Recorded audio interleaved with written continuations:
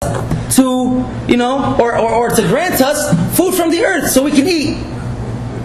They said, لَن نَصْبِرَ عَلَىٰ طَعَامٍ وَاحِدٍ. They said, we can't have patience upon one type of food. And it was coming from the sky, it was coming from the heavens. Look at the stubbornness and the ignorance and the methodology of these people. That's why we can care less about these people, about their methodology. We don't care because they have crazy hairs that are coming from the top of their ears, or because we don't care about that, or because they're white and they got blue eyes. That has nothing to do with us. We hate the aqidah that they're carrying. Imam Ahmad ibn Hanbal said, I can't even look at this person because he says Inna Allah thalithu thalatha, because he says that Allah is a trinity. Because of that fact. But if he becomes Muslim, يَكُونَ مِنَ أَحَبَّ النَّاسِ إِلَيْهِ, he comes from a beloved person from you. That's why when you see a Muslim from Indonesia, or from Pakistan, or from Great Britain, or Sri Lanka, or Iceland, it opens your heart. You open your heart to this brother, or this sister, or whatever it is. Because you love the aqidah that he's on, and the belief that he's on, and the ideology that he's on.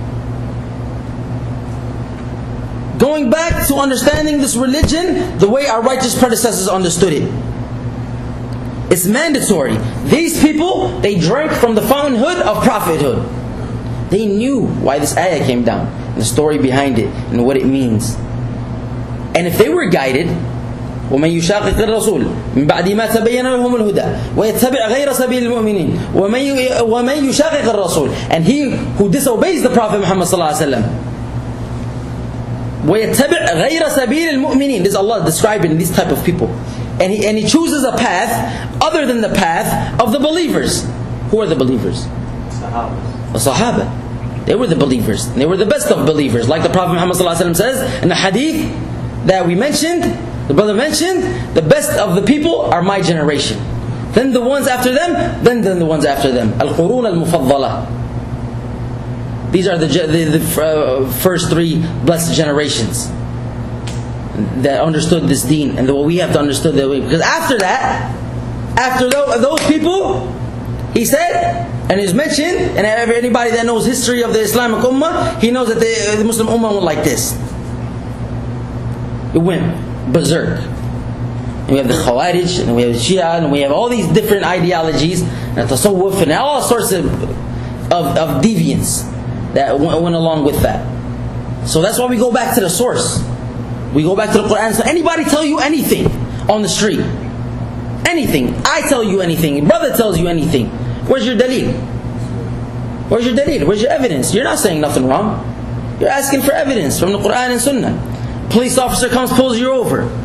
Oh, license, registration, proof of insurance. And he looks like a bum. What are you going to ask him for? Can I see your badge? You have a badge number? Person that just got a Homeland Security, they come knocking on your door. Excuse me, sir, can I see your birth certificate and all your paperwork? And you ask them for some ID, some identification. Who are you? What's your badge number? Do you want a donut? Whatever. You ask him to confirm what he is or who he is. So we have to understand this religion the way that our Salaf al-Salih understood it, our righteous predecessors understood it, and it's mandatory. Allah says, وَيَتَّبِعْ غَيْرَ سَبِيلِ الْمُؤْمِنِينَ, and he follows a path other than the path of the believers. What happens? نُوَلِّهِ مَا تَوَلَّى. Well, this person will go astray. We'll allow him to go astray. وَنُصْلِهِ جَهَنَّمَ. And why will we allow him to go astray? Because he chose a path other than their path. That's why. Who are the people that we call to every day in the salat to be like? اهدنا الصراط المستقيم صراط الذين أنعمت عليهم. Who are these people? الذين أنعمت عليهم. We're asking Allah to bless us and make us from those who He blessed. Who are they? And like the interpreters of the Quran, they mentioned Mufassirun al-Quran, they said, they are the ones, as mentioned in Surah An-Nisa, أولئك مع الذين أنعم الله, and they are the ones who obeyed Allah, ومن يطع الله والرسول, فأولئك مع الذين أنعم الله, من النبيين والصديقين والشهداء والصالحين. They are the ones who Allah blessed from the prophets, the Siddiqun, the martyrs, and the righteous doers. And the best example for those are available in the first generation, which is the Sahaba radiallahu anhum. Because Allah said, radiallahu anhum wa radu anhum. So if they were approved by Allah, then wouldn't you want to be approved by Allah too? It's only logical, right? That's what are we praying for and yelling for? And I was holding this thing like a retarded person for. We're doing all this so we can, inshallah, be from the ones who are approved by Allah. And how do we do this? The best way, best example to do this is to be like those who Allah approved of already. And those are the Sahaba, Muhajirin and Ansar. That's why sometimes some people, they have a problem with the Sahaba. And let me teach you the origin of this ta'an in the Sahaba. If you want your religion to be null and void, and for you to have no religion, or have no source, or have no root in the religion, then talk about the Sahaba. Because that's where the deen came from. Other than Allah keeping the Quran secure, and the Prophet Muhammad ﷺ Sunnah, where did we get it from? Where do we get the Sunnah? How do we know that Dhuhr is 4 rak'ah? It's not in the Quran. Where is that from Sahaba? How do we know? That, give halak. How you doing? Inshallah, we're having a class after between Maghrib and Isha, 3 fundamentals. 4, amen. How do we know that there is 4 rak'ah for Dhuhr? It's not mentioned in the Quran. Sunnah. Where does Sunnah come from? From Sahaba.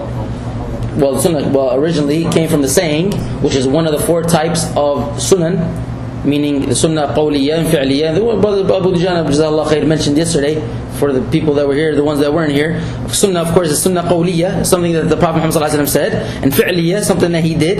3rd is Taqreeriya, something that he approved of, or Tinkiriya, or something that he forbade or told people to stay away from. These are 4 different types of Sunan. So, this is from, of course, whatever type of Sunnah was related to us through this hadith.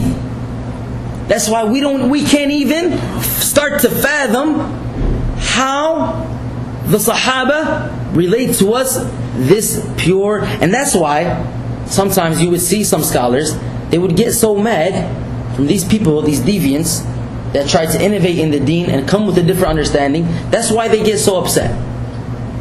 Ghira for this deen. You want to keep this deen pure, right? So when a person has a false ideology, they bash on him. Not really on him personally, but on the ideology. Why? To keep this religion pure. It's nothing personal. Not because you got, beautiful black hair and, you wear a nice little Claiborne shirt or something. No, it's not because of that. It's because that this person had a false ideology. So they have to keep this religion pure.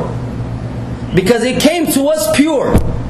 And the ways it means it came to us pure was through the Sahaba radiallahu anhum. So these people that go and they bash on the Sahaba, or they call some Sahaba disbelievers, or they call Abu Bakr and Umar the 2 asnam, the 2 idols of Quraysh, or so forth and so on, and make ta'an, and they say Aisha was a fornicator and she committed zina, wal-'iyadhu billah. Even though the Quran came to bear her clear from this evil sin, and Allah distinguished the hypocrites from the believers in that day and age with this Quran.